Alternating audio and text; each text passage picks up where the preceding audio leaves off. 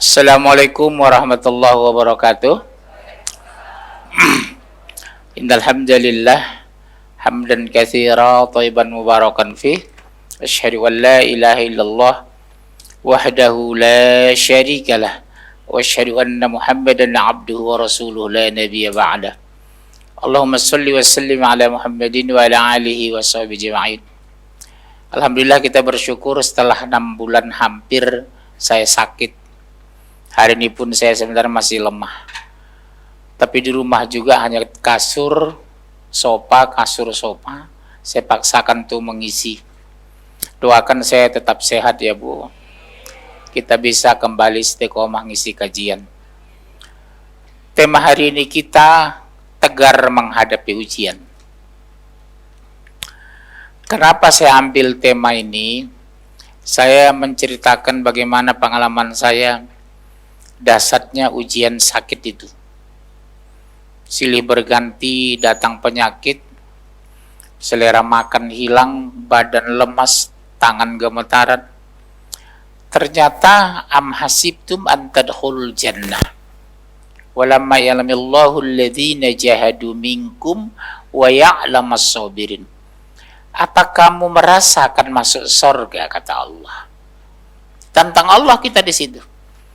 Belum nyata di sisi Allah siapa yang berjihad, siapa yang sabar. Kata sabar dalam Al-Quran Bu diulang lebih dari 100 kali. Sementara kata musibah itu cuma 10 kali sebenarnya. Artinya apa? Setiap pribadi mukmin itu, orang beriman itu, ketika dia mengaku amantu billah wa rasulah, aku beriman kepada Allah dan Rasul, pasti diuji. Cuma selama ini ibu menganggap ujian itu sesuatu tidak nyaman. Keliru definisi ibu itu.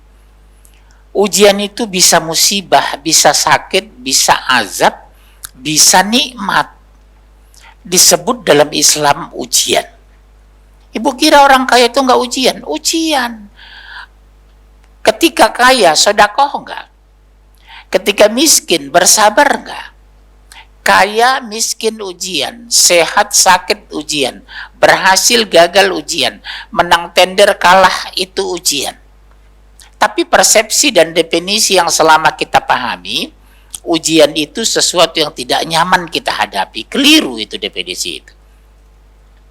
Karena kita selalu menghadapi kesulitan ketika menghadapi ujian, bukan nikmat. Betul ya Bunda ya? Contohlah, ibu enjoy kadang jadi orang kaya, tapi lupa bersyukur. Ibu stres ketika miskin, lupa bersabar. Jadi orang yang benar itu apa Bu? Ketika kaya dia bersyukur, ketika miskin dia sabar. Kaya dia berbagi, miskin dia tidak minder. Kaya dia tidak pamer. Jadi orang beriman itu sederhana kok kita definisikan. Kaya dia tidak pamer, miskin dia tidak minder. Karena miskin belum tentu hina, kaya belum tentu mulia. Orang mulia itu apa? Ittaqullah. Orang yang bertakwa kepada Allah, bukan pada penampilannya. Kadang orang sombong ketiga hal. Satu, karena kecantikannya. Kedua, karena kekayaannya. Ketiga, karena cerdasnya. Padahal ketiga-tiga itu dari Allah. Sekaya-kaya ibu, meninggalkan kapan enggak? Sepintar-pintar ibu, di atas 60 mulai lemah otak. Secantik-cantik ibu, di atas 40 sudah berkerut. Artinya kalau dunia yang kita pikirkan punya keterbatasan, tapi ketika akhirat yang kita kejar tidak ada terbatas. Makanya hitung dunia dengan hikmah, bukan dengan uang. Orang sekarang kan dikit-dikit menghitung dengan uang. Apa untungnya saya kalau ke sana? Apa untungnya saya membantu orang? Harusnya apa? Apa manfaat akhirat saya kalau saya nolong dia? Apa yang saya dapatkan di padang mahsyar kalau saya berbuat baik? Orang sekarang kan cenderung yang berpikirkan uang, uang, dan uang. Dia berhitung pakai matematika, bukan pakai hikmah. Nah, ketika saya bacakan ayat tadi, am hasibtum an tadkhulul jannah walamma ya'lamillahu alladhina jahadu minkum wa ya'lamas sabirin. Apakah kamu kira kamu masuk surga, kata Allah? Enggak usah mimpi dulu lah, enggak usah belagu. Belum nyata di sisiku kok. Siapa kalian berjihad? Siapa yang sabar? Oh, ternyata menguji manusia diturunkanlah musibah. Menguji manusia diturunkanlah penyakit. Menguji manusia didatangkan kemiskinan. Menguji manusia didatangkan perubahan. Kira-kira sabar enggak? Oh enggak, berarti bukan beriman. Bohong. Padahal ketika awal kita sholat, inna sholati, betul?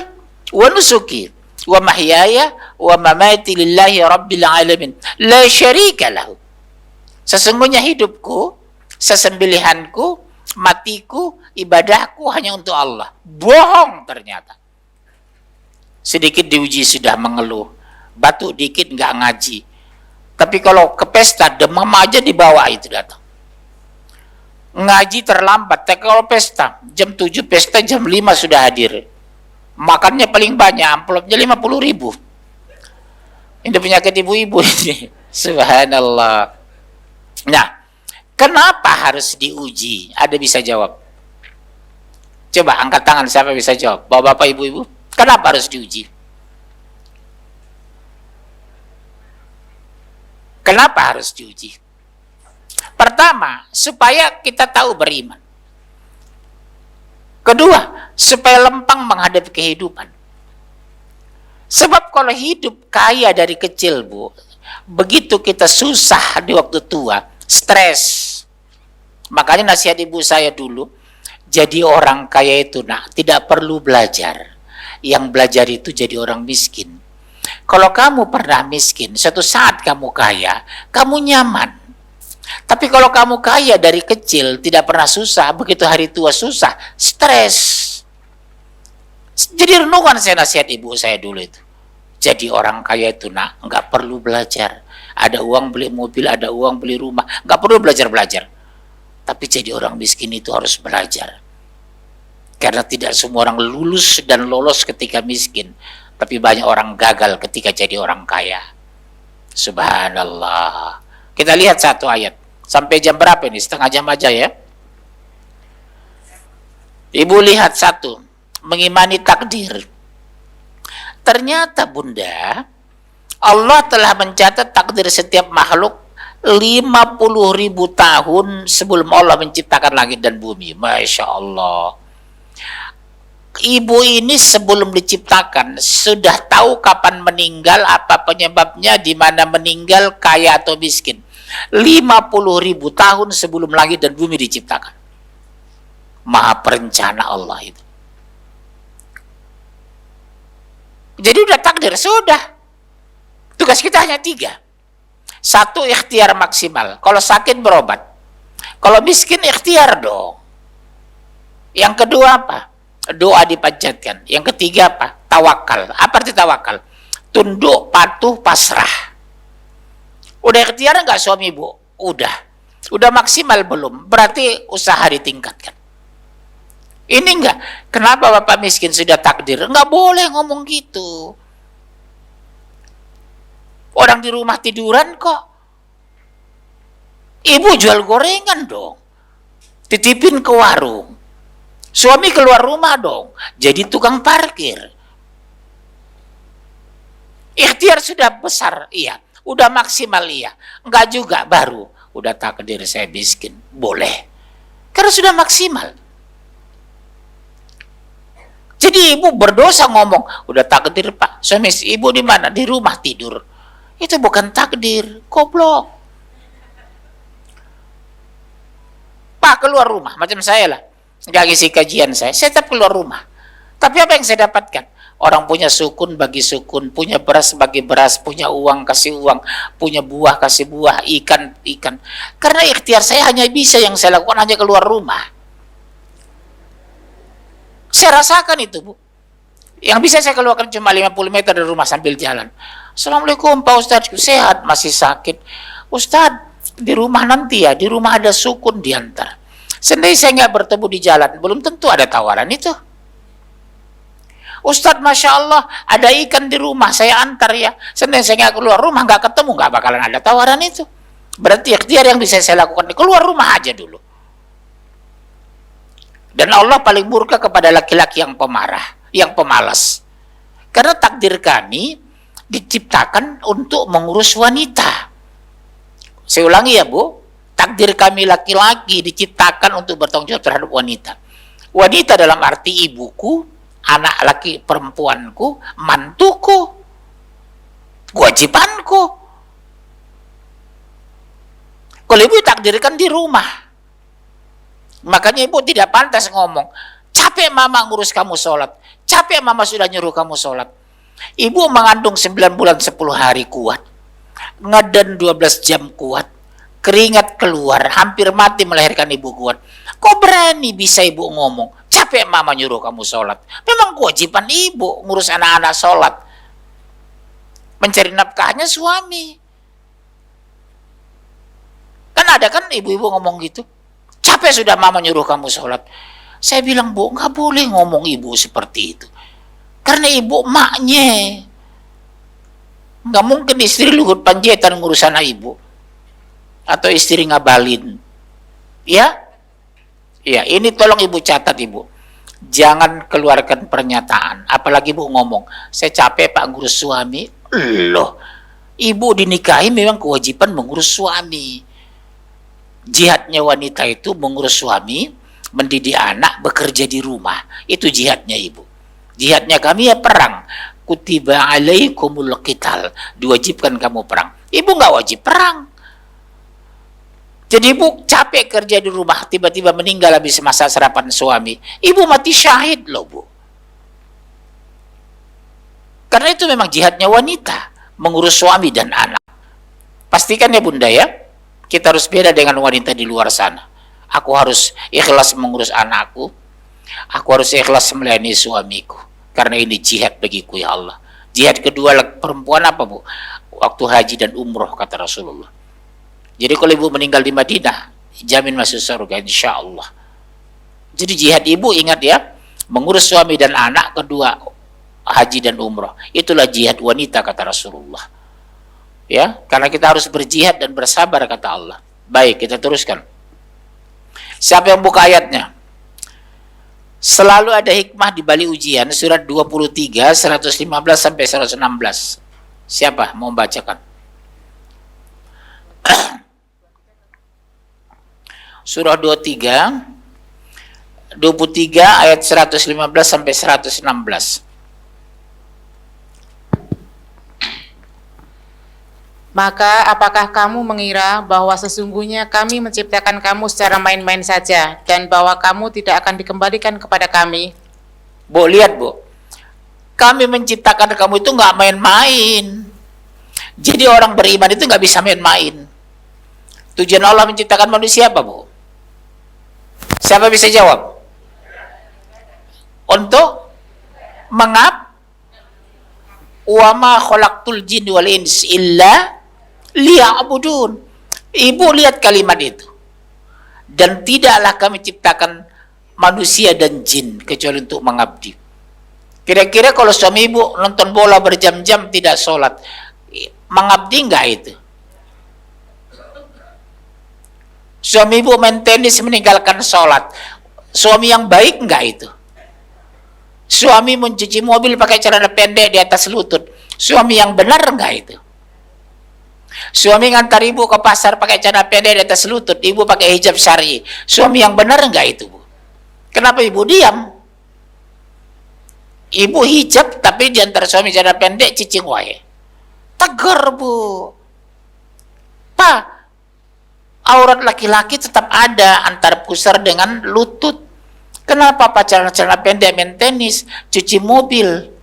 Ibu juga ke tukang sayur, kenapa buka jilbab? Memangnya pade ibu?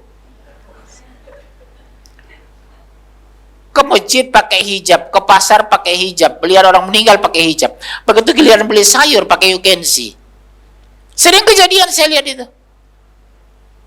Antar ibu nepes pas suami pakai celana pendek. Ibu apa nggak malu punya suami seperti itu?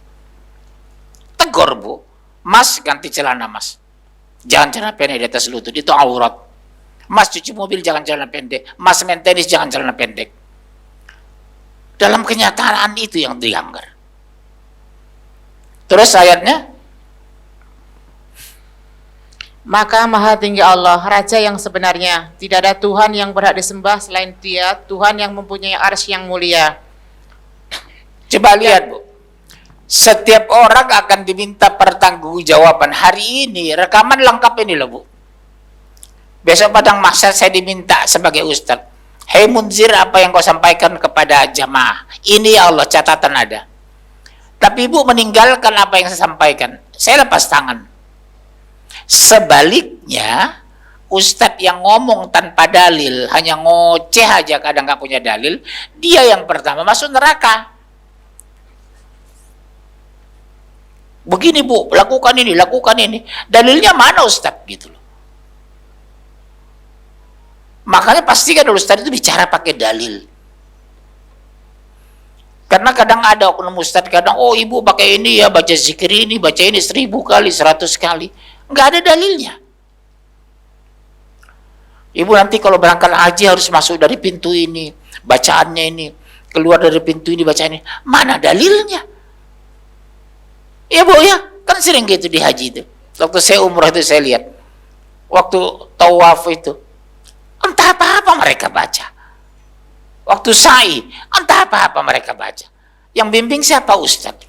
Dari mana dapat mereka bacaan itu, saya pikir. Saya pergok itu waktu saya sa'i itu. Saya lihatin orang Indonesia. Ya Allah, dari mana hadisnya ini ya? Itu contoh-contoh yang tidak benar. Waktu sa'i ada bacaannya. Tapi itu semua sunnah loh Bu. Ibu diam aja tawaf itu, ibu diam aja sa'i itu, ibu sudah dapat pahala. Karena tidak ada bacaan itu yang menjadi wajib dan rukun. Itu semua sunnah kok bacaan itu. Jadi ibu kalau berangkat haji, jangan terbebani dengan bacaan-bacaan itu, meskipun belum hafal. Karena itu hukumnya semua sunnah. Yang wajib itu gerakannya, yang kedua tempatnya. Misalnya tawaf wajib 7 kali, nggak bisa 6,5. Sa'i di jalan-jalan yang tempat yang disunnahkan lari-lari kecil itu lakukan. Bacaannya ada betul, tapi kalau ibu diam aja nggak ada masalah. Ibu tawaf nggak ada yang hafal bacaan itu, Rabbana atina fid dunya juga cukup. Artinya bacaan itu semua sunnah setahu saya. Bukan rukun haji. Yang rukunnya itu tadi, gerakan itu. Ya Bunda ya, pastikan dulu itu. Nah, kesimpulan pertama tadi dari ayat ini, selalu ada hikmah di balik ujian. Bahwa ketika kita positive thinking terhadap ujian seperti saya sakit, oh Allah ingin mengistirahatkanku ya Allah. Selama ini kalau aku sehat dari Senin sampai Senin gak pernah berhenti. Berangkat kadang jam 3 pagi ya Allah, jam 11 baru pulang. Kapan aku bertemu dengan anak istriku ya Allah. Sekarang ketika aku sakit 5 bulan, kesempatan aku dekat dengan keluargaku. Kita ambil hikmah. Apalagi Jumat Sabtu Ahad itu Bu, jam 3 pagi saya sudah berangkat itu. Ngisi kajian subuh. Habis subuh kajian duha, habis duha kajian asar, habis ajar kajian malam, sampai jam di rumah jam 10 malam. Dalam hati saya, subhanallah, Allah kasih istirahat aku ya Allah 5 bulan lebih. Positive thinking aja kepada Allah. Pasti yang terbaik dari Allah. Soal rezeki Allah yang ngatur. Walaupun saya nganggur 5 bulan, ada aja yang ngasih uang kok. Ustadz di mana? Di rumah. Enggak kajian, saya sakit Pak, udah 5 bulan. Masya Allah, ada nomor rekening Ustadz. Iya Bu, disitulah saya yakin Allah itu maha kaya. 6 bulan nganggur tapi bisa bertahan hidup. Orang sehat aja belum tentu ada rezeki. Pengeluaran saya sebulan 30 juta. Saya nganggur 5 bulan lebih. Tapi ada aja nelpon. Ustadz di mana? Di rumah. Subhanallah Ustadz. Masih sakit Ustadz? Iya. Jadi makan Ustadz, Allah ada rezeki dari Allah. Ustadz mohon maaf, minta nomor rekening. Dikirim. Di situ saya menangis, ya Allah ampuni hamba ya Allah, belum bisa bersyukur. Di situ sering saya menangis waktu sakit itu. Aku sakit ya Allah, nganggur di rumah, tapi rezeki nggak pernah diputuskan Allah. Ada aja ngirim buah, ngirim ikan, bikin sayur, ngirim uang, nggak putus-putus. Begitu ketika Allah berkehendak. Jika Allah berkehendak tidak ada yang bisa menolak. Tapi jika Allah berkehendak tidak ada yang bisa menolong. Ibu pasrah aja sama Allah, insya Allah. Tapi itu, qul ati'ullah, taati dia. Jangan hura-hura ketika kaya, jangan minder ketika miskin, jangan sombong ketika ada uang, berbagi. Kiatnya hanya dua, sedekah dan silaturahmi. Semiskin apapun ibu jangan lupa sedekah. Sesibuk apapun jangan lupa silaturahmi. Teman SD, teman SMP dengan SMA, teman kuliah, teman haji, teman umroh. Bikin kalender komunikasi, bikin kalender sedekah. Tanggal 1 ya Allah aku transfer anak yatim. Tanggal 2 untuk doa apa? Tanggal 3 janda tua di pedalaman. Enggak bisa banyak, sedikit, tapi sedekah jangan lupa. Jadi kiat diberkahi hanya dua.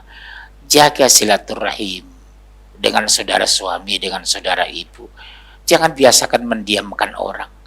Sekarang enak kok, WA, video call, SMS, telepon ipar di Manado, telepon adik kandung di Garut, telepon mertua di Wonogiri. Itu sumber-sumber rezeki. Itu yang saya tanamkan sama anak-anak saya, nak. Walaupun ayah nganggur, kita jangan berhenti sedekah ya nak. Itu sumber keberkahan. Nak, sesibuk apapun kamu, jangan putuskan silaturahim ya nak. Dengan teman SD dulu, dengan teman SMA kamu dulu nak. Kalau kamu liburan, undang kawan-kawan makan ke rumah nak. Ibu kadang kan datang teman anak, belum tentu kasih makan. Ya maaf ya Bu Ayu ya. Saya perhatikan itu, menyepelekan tamu. Walaupun itu teman anak, kasih makan di rumah, Bu. Hormati dia sebagai tamu. Makanya kalau saya doktrin kalau liburan. Nah, kamu kan teman akrabmu ada si Anu, iya. Undang aja nak ke rumah, kita makan-makan di rumah, nak. Kan kamu akrab dulu waktu SMP, nak. Nggak boleh diputuskan ya, nak. Nak, telepon bule ya, nak, di Kalimantan. Ada istri saya kan Kalimantan. Itu adik kandung Umi loh, nak. Nak, telepon mbah ya nak, itu ayah kandung dari Umi nak. Nak, telepon Uwa di Medan ya, itu abang kandung ayah nak. Silaturahim kedua sedekah. Catat ya Bu, kunci sukses dunia akhirat dua itu. Silaturahim tidak putus sesibuk apapun, sedekah tidak pernah berhenti semiskin apapun. Oh nggak ada uang Pak, masa nggak bisa beli Lifebuoy 3.500? Kasih sama marbot masjid. Oh cuma 10.000 Pak Ustadz, beli odol kasih sama imam masjid. Ustadz mohon maaf, saya nggak bisa sedekah hari bulan ini banyak. Ini saya beli sabun 1, Lifebuoy 1 dengan odol. Bisa semua kita melakukan banyak hal, tapi tidak banyak orang melakukan banyak hal. Karena satu, tidak punya ilmu. Kedua, masa bodoh. Ketiga, cuek. Jujurlah ibu ini, terbiasa nggak ibu ngasih odol sama imam? Kasih sabun sama marbot, kasih minyak goreng sama marbot masjid. Ibu belanja lebih kan 2 kilo. Yang sekilo untuk imam, yang sekilo untuk marbot. Ibu beli odol bulanan, belanja sabun, lebihkan beli sabun Lifebuoy 2, kasih imam 1, marbot 1, cuma 3.500 kita sudah diberkahi. Banyak yang bisa kita lakukan, tapi tidak banyak orang melakukannya karena tidak punya ilmu. Jujur, siapa yang belum pernah ngasih sabun, kasih odol sama imam marbot? Angkat tangan. Angkat tangan. Mulai bulan ini lakukan Bu. Beli sabun Lifebuoy Lux. Berapa satu Bu sabun Lux itu? Berapa? Ibu masa nggak mau sedekah 1 bulan 1? 2 minggu badannya bersih gara-gara sabun kita. Sholat tahajud nama kita disebut hanya 4.000 rupiah. Subhanallah. Sederhana kan konsep sedekah menurut persepsi saya.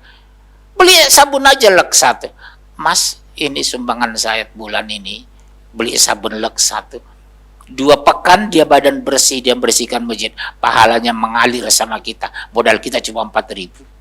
Tapi tidak banyak orang melakukan itu. Hari ini lakukan itu Bu. Bisa? Insya? Ya saya enggak sepintar Ustaz lain banyak hafal hadis, hafal Quran. Saya lebih suka bicara amalan daripada teori Al-Quran. Nanti terlalu banyak kita membaca Quran tapi nggak diamalkan, malah berdosa. Betul kan, Bu? Mendingan kita satu hafal ayat hadis tapi diamalkan, kita mulia di sisi Allah. Tiap bulan ngasih sabun, kasih marbot, kasih odol sama imam. Ibu pagi-pagi bikin nasi goreng, telur diceplok, itu lewat pemulung bagi. Tukang sol sepatu 4 km jalan belum tentu sarapan pagi, panggil dia. Sol sepatu biasanya orang Garut. Sol sepatu, kadia aya naon, Pak? Saya bukan ngesol, ini sekedar sarapan pagi.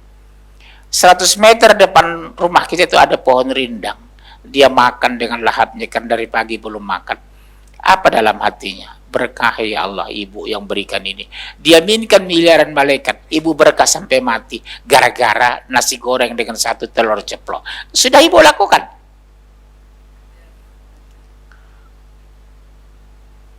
Jual kasur, biasanya orang Bukit Tinggi, kasua. Sering lewat depan. Dalam hati saya, ya Allah, belum tentu ya bapak ini sarapan pagi dari rumah. Stop dia, Bu. Ada rendang di kulkas, keluarin, panasin. Ada telur bikin. Pak, ini sekedar sarapan. Menangis dia buka nasi kita itu. 4 jam naik sepeda di kampung, dari kampung. Belum punya uang. Begitu lihat ada rendang, ada telur. Doanya menembus langit, Bu. Berkah ya Allah, bapak yang berikan ini, kata. Menangis dia mendoakan kita, Bu. Diaminkan miliaran malaikat. Tapi tidak banyak orang melakukan itu, Bu Ayu. Tidak banyak orang melakukan itu. Pagi-pagi bikin nasi goreng. Telur kan cuma modal 2.000 perak. Lewat pemulung, Mas ini Mas sudah sarapan belum, Pak? Subhanallah, ini ya masalah kadarnya. Begitu dia makan, doanya berhamburan dengan tulus dari hati kecil yang mendoakan kita. Masya Allah, barakallah. Jadi ibu jangan terlalu mulu-mulu bicara sedekah. Yang realistis saja sedekah, tapi menguntungkan orang. Ya, bermanfaat untuk orang. Yang ketiga, mendatangkan manfaat buat orang. Itu saya berpikir sedekah sederhana kok, begitu. Bermanfaat untuk orang lain, kedua menguntungkan orang lain, yang ketiga memang dibutuhkan orang lain. Contoh seperti Bu ini misalnya. Pak Munjir, saya punya uang 10 juta. Masjid butuh pembangunan. Adik saya ngontrak di Bandung, bulan ini butuh uang kontrakan. Yang mana saya dahulukan? Adik kandung. Karena itu kita bertanggung jawab. Kalau masjid, semua umat Islam bertanggung jawab. Orang bangga namanya diumumkan di masjid. Sumbangan Ibu Hajah Sutiem 10 juta. Adik kandungnya diusir tadi malam dari kontrakan karena nggak bayar kontrakan. Dosa besar ibu. Sering orang telepon gitu. Mana kami dahulukan, Pak? Nyumbang masjid adik kandung. Adik kandung, saya bilang. Itu kewajiban saya. Daripada nyumbang masjid 10 juta, adik saya terlunta-lunta hidup. Kalau masjid tanggung jawab bersama kok. Nggak saya sumbang, nggak ada masalah. Tapi kalau adik kandung saya biarkan, dosa besar saya. Itulah kalau orang beriman tidak punya ilmu. Karena kalau nyumbang masjid diumumkan, Bu Ayu, Pak ini nyumbang masjid 10 juta. Kalau nyumbang sama adik kan nggak ada yang tahu. Persoalannya ria. Makanya saya bilang itu ujian dari Allah. Kita mendahulukan prioritas atau mendahulukan nama kita disebut orang. Di masjid betul disebut orang, nama kita masyhur, terkenal di komplek, nyumbang 20 juta. Mertuanya susah di Cianjur. Ibu kandungnya terlunta-lunta di Medan. Dosa besar kau, saya bilang. Ibumu dulu urus. Nyumbang masjid 20 juta. Ibunya makan aja susah, Bu, di Pekanbaru. Mertuanya hidup susah di Garut. Itu dulu. Karena kita anaknya, tanggung jawab. Kalau nggak saya bantu masjid, yang lain bantu sudah kok. Nggak saya tolong masjid, yang lain sudah nolong kok. Nggak saya bangun masjid, yang lain bangun masjid kok. Tapi kalau ibu saya, emangnya ada orang ngurusin ibu saya? Ini live enggak ini? Belum juga ya. Udah pulang aja kita kalau gitu. Masya Allah. Ya Bu ya. Sederhana konsep saya. Biasakan mendahulukan yang betul kewajiban. Tapi kalau ibu bisa berbagi, gak apa-apa, sama masjid 5 juta, sama mertua 15 juta. Bagus. Tapi kalau bangun masjid ibu 20 juta getol, 50 juta getol, adik kandung aja ngontrak, susah kok. Mendingan kita beliin rumah sama adik kita dulu. Beli rumah kecil di Garut. Ini enggak ibu? Enggak ada. Mas, mohonlah kalau malam ini enggak dikirim 8 juta, saya diusir dari rumah kontrakan. Sementara malamnya ibu sedekah ke masjid 8 juta. Malah ibu dosa besar. Ya bunda ya, ini yang sering dilanggar umat Islam karena tidak punya ilmu itu. Baik, saya teruskan. Yang kedua, di balik kesulitan ada kemudahan. Surah 94 ayat 5 dan 6. Alam nasyrah laka sadrak wa wada'na anka wizrak alladzi anqadha dhahrak. Betul kan? Wa rafa'na laka dzikrak. Terus. Ayat dari awal saja, ayat 1 sampai 6. 94. 94. Iya, ayo. Bukankah kami telah melapangkan untukmu dadamu, dan kami telah menghilangkan daripadamu bebanmu yang memberatkan punggungmu, dan kami tinggikan bagimu sebutan namamu, karena sesungguhnya sesudah kesulitan itu ada kemudahan. Coba lihat Bu, siapa Allah berikan kemudahan ini? Allah yang memudahkan membantu agamanya,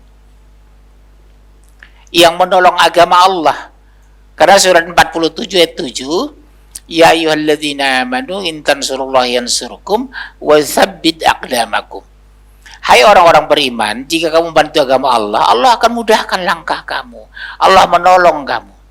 Maaf ya Bu, jangan tersinggung. Kalau saya melihat seorang dari kecil sampai mati miskin, susah, tidak ada jalan keluar, something wrong, you know? Ada yang salah dengan beliau itu. Pertama, mungkin perbuatan syirik, tidak minta ampun. Kedua, beribadah belum ikhlas. Yang ketiga, punya uang tapi nggak mau sedekah. Karena udah janji Allah, intan surullah yansurkum. Kalau kamu bantu agamaku, pasti ku tolong. Termasuk Ustadz kejadian itu. Baru 4 bulan corona, udah heboh makan susah, jual kitab, istri pertama, istri kedua diceraikan. Kejadian Bu kemarin corona itu. Dalam hati saya, apakah waktu zaman normal amplop itu nggak pernah dibagi sama dia, saya pikir. Ustadz juga banyak pelit loh Bu. Iya. Saya lihat di IG mereka, harus jual kitab baru bertahan makan. Istri muda diceraikan karena tidak punya uang. Baru 4 bulan corona. Terus selama ini Ustadz menerima amplop itu kemana? Apa nggak pernah sedekah? Karena kalau sepanjang kita sedekah, Allah tidak akan biarkan kita terlunta-lunta Bu. Makanya sedekah itu luar biasa hikmahnya. Begitu kita punya, Allah gembirakan. Ketika kita tidak punya, Allah bantu kita. Konsepnya apa? Sedekah. Iya, kawan-kawan saya itu, saya lihat orang-orang suka sedekah itu, Masya Allah. Nggak pernah kesulitan hidup, karena Allah mudahkan. Karena salah satu manusia yang paling Allah cintai, suka berbagi dan peduli. Ya, seperti ibu inilah. Maaf, ibu dengan ibu sebelah, saling menyapa nggak tadi? Kenal baik nggak dengan ibu sebelah? Tahu nggak ibu di mana rumahnya?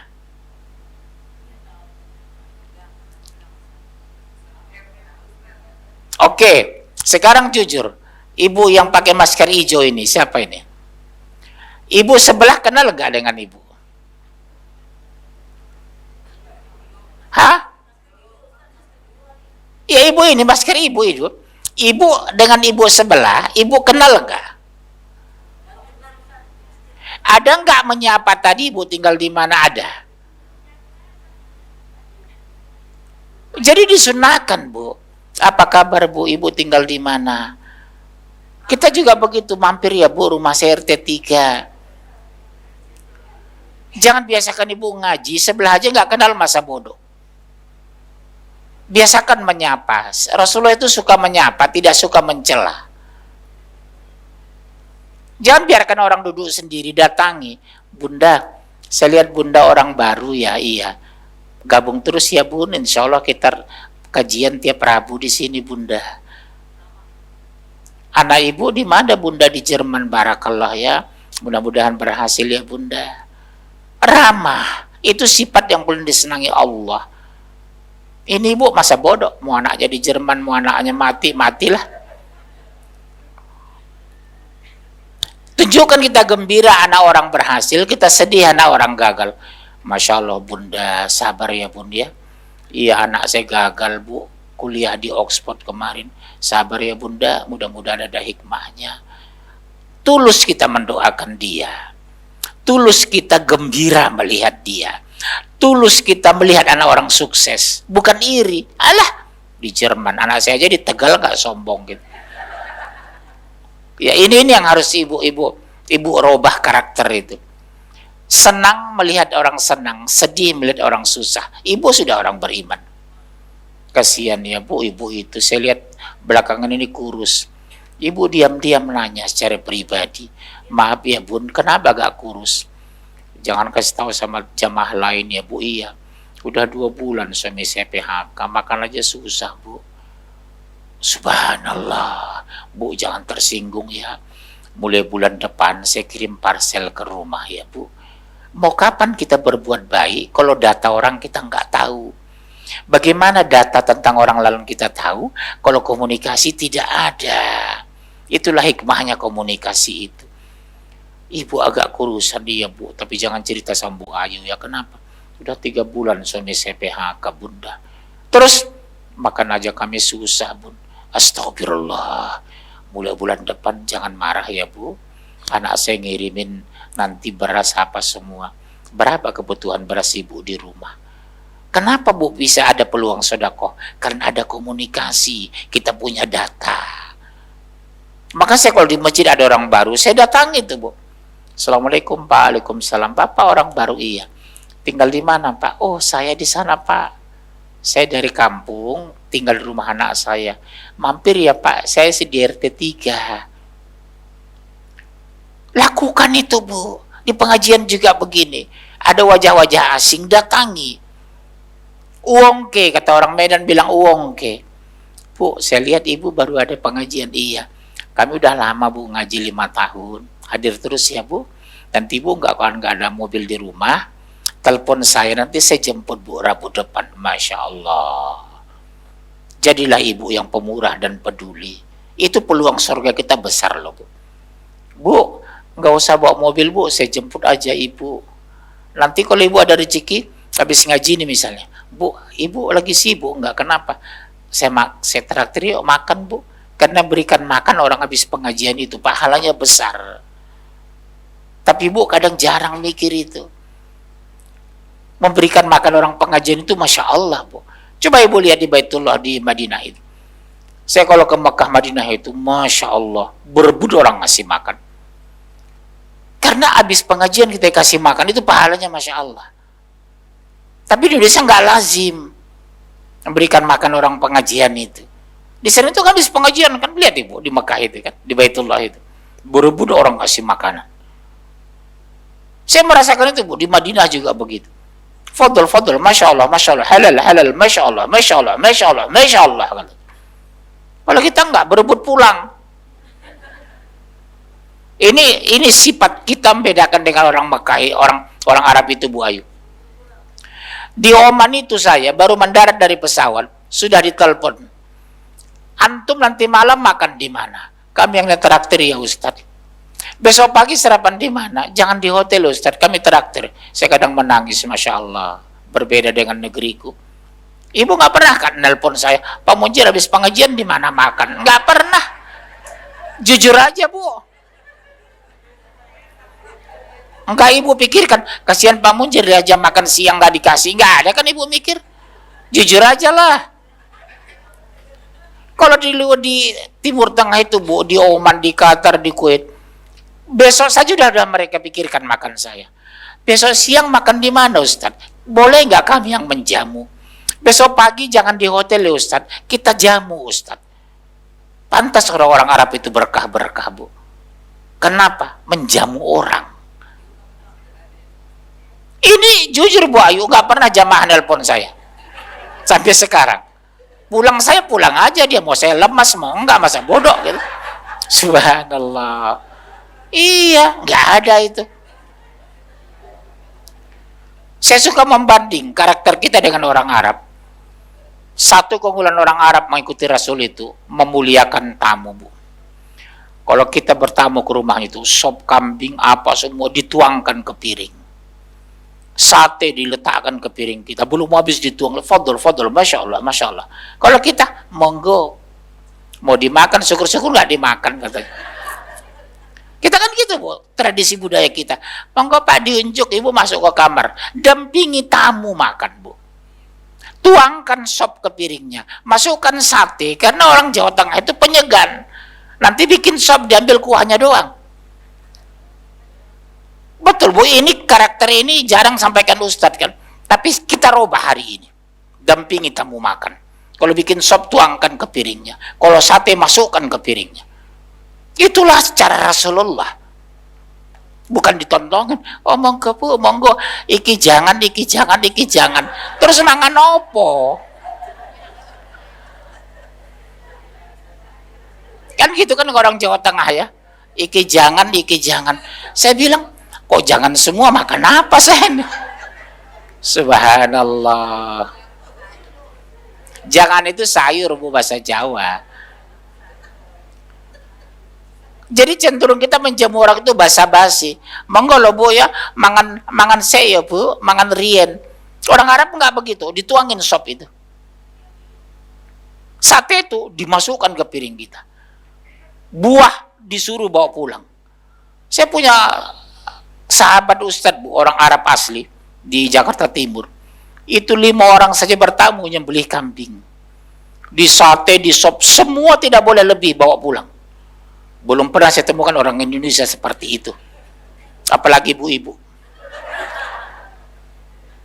Ya saya jujur aja Bu. Mari kita robah itu. Makanya sering saya minta maaf sama tamu saya. Maaf ya Bu, ibu sudah lebih 5 orang. Saya nggak ada nyembelih kambing. Orang Arab itu nyembelih kambing Bu. Saya di Mekah kemarin itu, 1 kambing bulat-bulat, cuma berapa orang kami makan, dibawa ke hotel. Fadl akhi, fadl, masya Allah. 1 ekor kambing loh Bu. Yang makan cuma berapa orang. Begitulah tamu dalam pandangan mereka itu. Disiapkan nasi kebuli, betul-betul murni 1 ekor kambing bulat, kambing guling, diletakkan depan kita. Di situ saya terharu. Nggak pernah Indonesia seperti ini. Kita di kampung 1 ayam 50.000, 5.000 orang. Ngasih berkat. Iya, 3 kampung itu cuma 1 ekor ayam itu Bu, disuar-suar. Subhanallah. Ini real Indonesia. Lihat di Jawa Tengah sana. Kalau ada kenduri gitu, paling 5 ekor ayam, yang datang 70 orang. Itulah disuar-suar. Sampai di rumah berantem sampai istrinya, berebut. Sering saya bilang sampai istri saya, nggak pernah kan kita nyembelih kambing dari matamu, saya bilang. Beda dengan orang Arab itu. Berarti apa? Pelit. Ibu, bukan saya. Masya Allah. Iya, yang ketiga.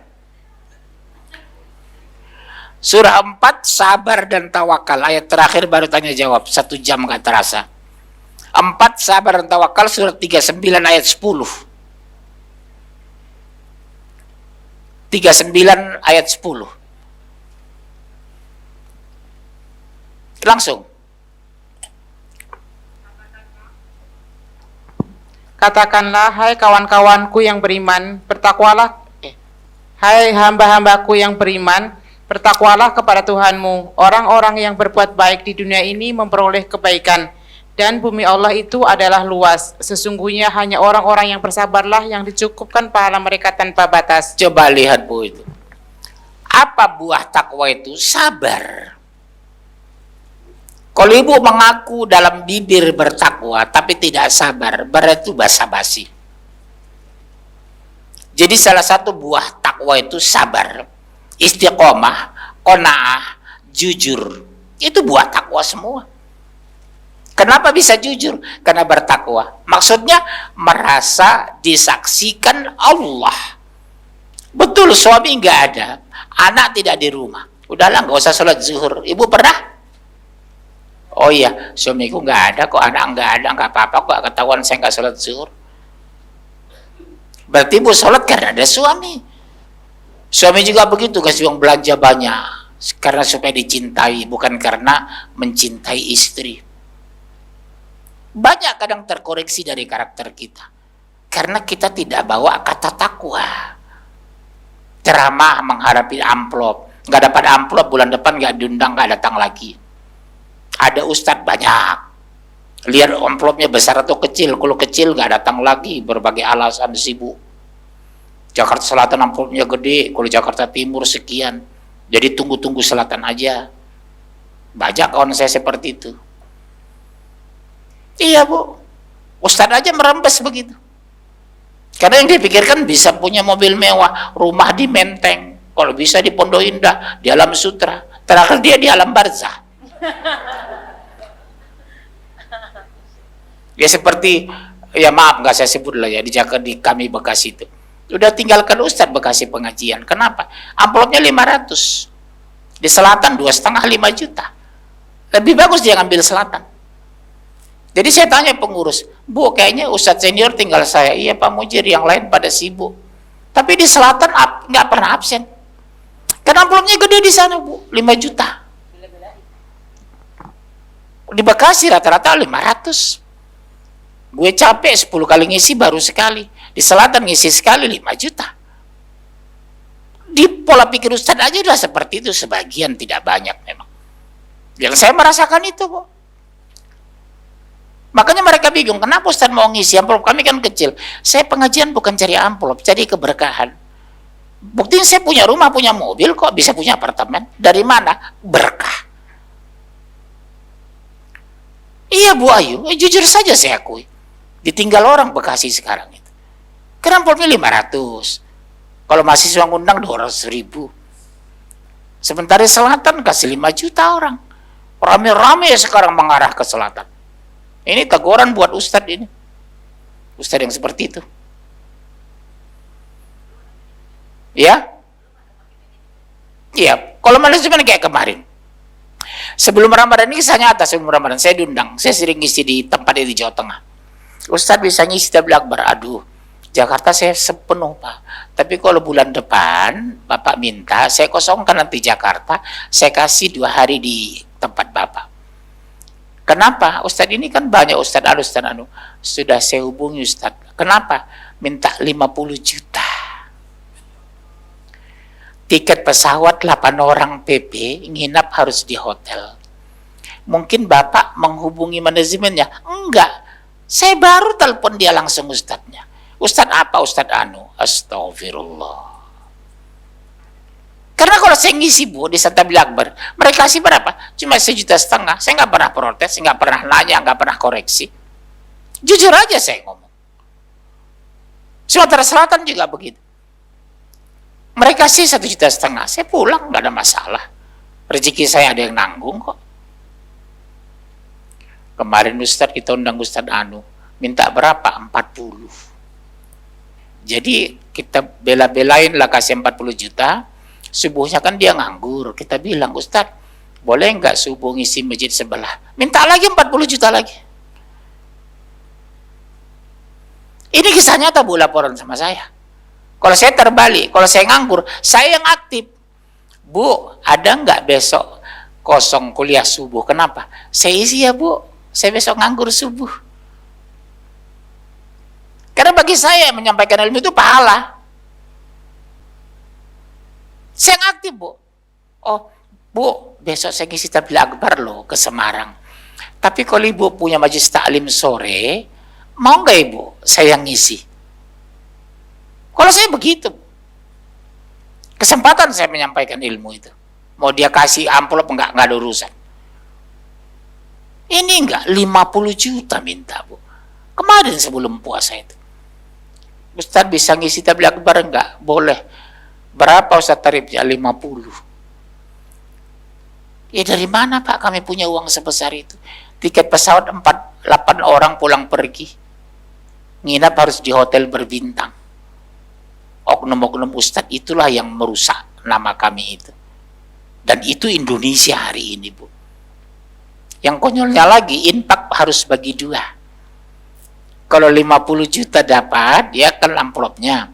Kalau infak dapat 100 juta, itu bagi dua, 50 sama dia. Berarti sekali tabligh akbar pulang 100 juta. Ya wajar lah punya rumah, punya kolam renang, punya Alphard. Makanya saya bilang, oh pantas ente ya. 3 tahun jadi ustadz punya Alphard. Punya rumah mewah, punya kolam renang. Karena infak wajib bagi dua. Itu laporan sama saya, Bu. Bukan saya fitnah. 50 juta. Infak bagi dua. Kejadian saya ngisi di Sumatera. Dikasih amplop tebal. Saya curiga. Pak, ini kebanyakan. Berapa isinya? Enggak, Ustadz, ambil aja. Enggak, saya klarifikasi dulu. Berapa isinya? Kebanyakan ini. 8 juta, Ustadz. Astagfirullah. Cukup 5 juta aja, Pak. Ambil aja 3 juta. Enggak, Pak, ambil aja. Saya curiga, jangan-jangan infak gede. Banyak tadi malam dapat infak, ya saya bilang lumayan Ustaz. Berapa? Awalnya mereka nggak mau cerita, Bu Ayu, panitia. Setelah saya desak banyak, 253 juta. Dikurang 8 juta kan 245 juta sama mereka. 253 juta, Bu, saya tabligh akbar ngisi dapat infak mereka. Saya 8 juta udah kebanyakan itu. Jangan kebanyakan 5 juta aja. Enggak Ustaz, enggak. Ya wajar. Mereka udah dapat 253 juta dari hasil tabligh akbar saya. Di Jawa Tengah juga begitu. Dapat 83. 3 juta sama saya, 80 sama mereka. Kalau saat lain bagi dua, Bu Ayu. Jangan harap. Bagi dua itu. Makanya kenapa disenangi orang saya ngisi kajian ke daerah tabligh akbar? Karena tidak berat biaya. Dan bagi saya dakwah itu bukan uang, dakwah itu keberkahan. Nggak ada urusan saya itu. Dikasih syukur, nggak kasih nganggur, ya sudah. Itu aja, betul kan? Nanti ke Indonesia saya diganti Allah kok, kembali ke rumah. Kisah nyata, Bu. Ini saya lupa mungkin. Saya ngisi kajian BUMN 6 kali selama 3 hari. Pulang, 5 rupiah pun nggak ada dikasih. Sampai di rumah, istri saya bilang, ya beras habis, susu anak habis. Masuk saya ke kamar, Bu, saya menangis, ya Allah. Dikira istri saya bawa uang, ya Allah. 5 rupiah pun saya nggak ada dikasih amplop. 6 kali pertemuan di BUMN di salah satu tempat di daerah. Menangis jujur, Bu Ayu, saya menangis. Beras habis, susu anak habis, ya Allah. Tapi Engkau maha kaya, ya Allah. Beda cerita, istri saya kan ngisi privat. Habis nyetrika jam 4 sore dia pun berangkat. Gak berapa lama telepon saya, Mas, saya ketemu dompet diapain? Simpan, itu bukan uang kita. Uangnya, ingat gak Umi waktu itu? Yang punya kolonel kan? Penuh segepok uang ratusan ribu di dompet. Cara Allah berikan rezeki, dengar saya, Bu. Nangis saya itu Allah maha mendengar. Pulang cepat, kita cari alamat yang punya rumah. Saya lihat kolonel, Kopassus lagi. Dompetnya penuh ratusan ribu, baru gajian. Dulu kan tidak transfer, ngambil di ATM kan, dimasukkan ke dompet. Sampai jam 9 belum ketemu alamat, ya Allah. Jangan sampai hamba khilaf, ya Allah. Di rumah nggak ada beras, susu anak habis. Jangan sampai aku khilaf, ya Allah. Allah takdirkan dapatlah alamat. Yang angkat telepon itu istrinya. Bu, mohon maaf, benar ini rumah Bapak ini? Iya, kenapa Pak? Ini kami ketemu dompet. Alhamdulillah, ya Allah, masih ada orang jujur di Jakarta. Ibu bisa nggak ke rumah saya? Waktu itu rumah saya di gang, tinggal di rumah petak. Wah, saya kan romusa, rombongan orang susah. Pendek cerita, Bunda, datanglah tengah 10 sama ajudannya si kolonel ini. Dipeluk saya, menangis dia. Masih ada ya Allah orang jujur di Indonesia. Saya menangis, saya bukan jujur Pak, hanya Allah pelihara. Ini Pak dompetnya, cek, silakan Bapak bawa pulang. Sok, diambil langsung uang hampir lebih dari setengah. Dikasih, maaf ya Pak, saya ikhlas mengembalikan ini, nggak usah kasih. Enggak Pak, demi Allah, saya yang sedekah, ada niat sedekah untuk Bapak. Tahu uang yang diberikan itu, cukup istri saya beli beras, susu anak, beli mesin jahit lagi dia. Iya ingat saya itu, beli mesin jahit. Lihat air mata saya itu keluar di kamar itu. Hanya saya mengadu. Beli beras, beli susu, beli mesin jahit. Kan jumlahnya cukup besar kan Bu? Iya, halal kan? Tapi seandainya saya ambil uang itu, betul mungkin lebih banyak, tapi haram kan? Jadi menunda yang haram, Allah berikan yang halal. Jadi hikmah hari ini sederhana sebenarnya Bu. Jangan pernah kecewa dengan takdir seburuk apapun, karena pasti yang terbaik dari Allah. Saya sakit 5 bulan, pasti yang terbaik, walaupun disambut dengan air mata. Kadang harus dengan air mata kita menyambut takdir. Rasul juga dengan air mata. Istri beliau melahirkan, namanya Ibrahim. Anak 2 sudah meninggal duluan, laki-laki. Siapa Bu? Abdullah dengan Qasim, betul kan? Oh, tiba-tiba dari istri ke-12, Maria Al-Qibti, hadiah Raja Mesir, hamil Bu, usia Rasulullah sudah hampir 63. Gembiranya bukan main Rasulullah. Sampai Aisyah iri hati, aku tidak punya anak ya Allah, sementara Maria istri Rasulullah punya anak. Karena takut terlalu sering perbedaan pendapat, diasingkanlah Maria ini ke pinggiran kota Makkah. Rasulullah kembalilah ke Makkah. Tiba-tiba lahir anak namanya Ibrahim, dikasih nama Rasulullah. Belum berapa bulan, ya Rasulullah, anakmu sakaratul maut, sakit keras. Sedihnya bukan main Rasulullah. Bergegaslah ke pinggir kota Makkah. Sampai sana lihat anak sakaratul maut. Doa betul dipanjatkan, tapi takdir berkata lain. Ibrahim meninggal di pangkuan Rasulullah. Rasul sendiri yang bawa jenazah ke liang lahat. Rasul sendiri yang memasukkan. Apa ucapan Rasulullah di liang lahat itu? Anak aku Ibrahim, kami sangat mencintaimu nak, tapi Allah pilihkan pemeliharamu lebih baik dari kami. Subhanallah. Dengar Bu Ayu ucapan Rasulullah itu, singkat tapi mulia. Kami sangat mencintaimu nak, tapi Allah pilihkan pemeliharamu lebih baik dari kami. Artinya di bawah pemeliharaan Allah. Menangis Rasulullah itu, menangis menyambut takdir itu, tapi tidak menyesali. Kata kunci kok itu, pesan saya buat kita termasuk saya. Ibu sakit-sakitan menangis boleh, saya sering menangis Bu. Ya Allah, sabarkan hamba menerima ujian ini, luluskan hamba menerima penyakit ini ya Allah. Kesimpulannya hari ini sederhana Bunda. Ketika kita tanamkan sabar, nerimo takdir, Allah akan berikan yang terbaik buat kita, dunia dan akhirat. Saya kira cukup sekian. Ada pertanyaan? Apa itu?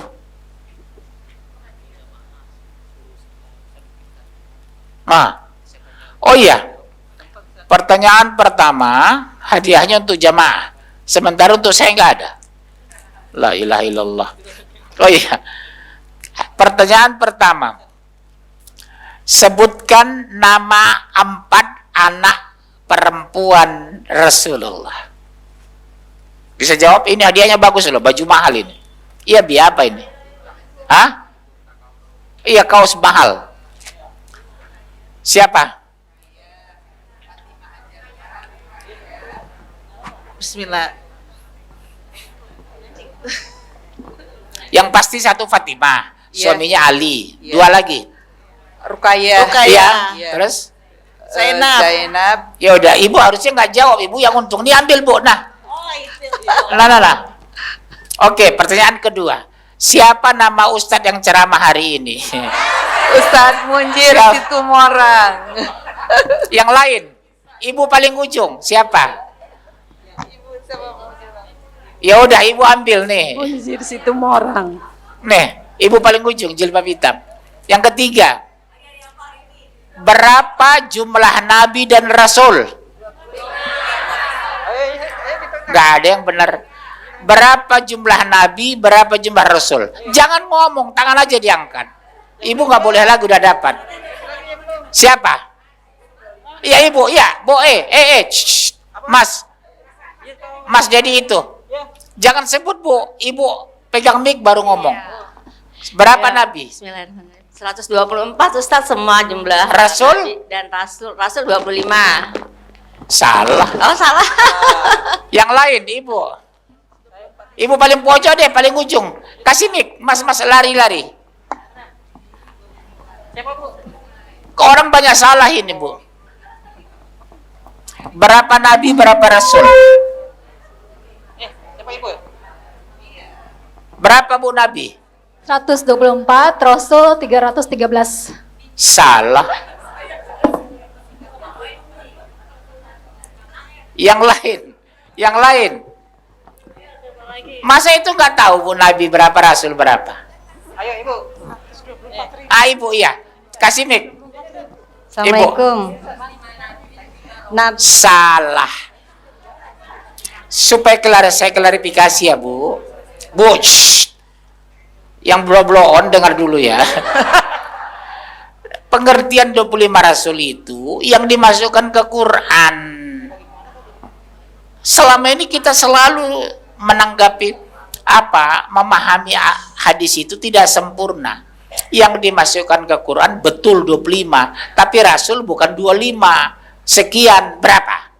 124.000 dan 114. Nabi berapa? 124.000. Bikin emosi aja.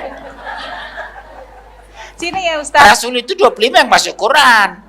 Tapi semua rasul itu 114 berdasarkan hadis sahih Imam Ahmad. Orang Indonesia pasti mengatakan 25 rasul. Itu betul yang masuk Quran. Oke, masih ada kaosnya. Siapa? Memangnya benar? Jawabannya tadi memangnya benar? Kan belum benar jawabannya. Pertanyaan berikutnya, Bu. Sebutkan nama 4 imam mazhab. Ibu ini yang pakai masker.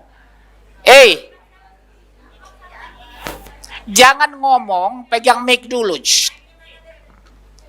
Sebutkan 4 imam mazhab. Ibu diam, Bu. Itu ibu sedang dijawab. Ibu jangan ketahuan nanti. Iya, silakan. Imam Tirmizi, Abu Hurairah.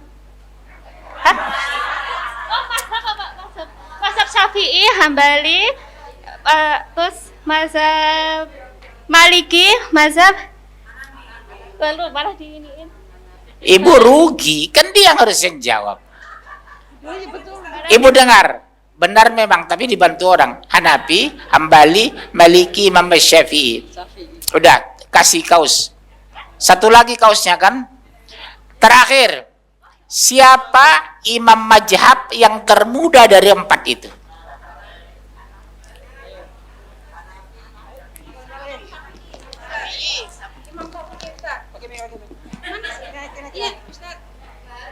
Harus tahu loh Bu itu. Udah, saya ganti pertanyaan. Sebutkan 4 orang perawi hadis. Ustadz Bukhari, Tirmizi, Muslim, Daud. Iya benar, kasih 4. Itu rawi hadis. Baik, syukur ya. Berarti masih banyak blow on di sini. Masya Allah. Makanya perlu ngaji Bu ya. Baik, saya kira cukup sekian. Kita Bu Ayu, hari apa pengajian di sini saya? Rabu ke? Iya, baik. Nanti kita teruskan kajian. Ini belum selesai Bu ya. Materi ini belum selesai. Tegar menghadapi ujian.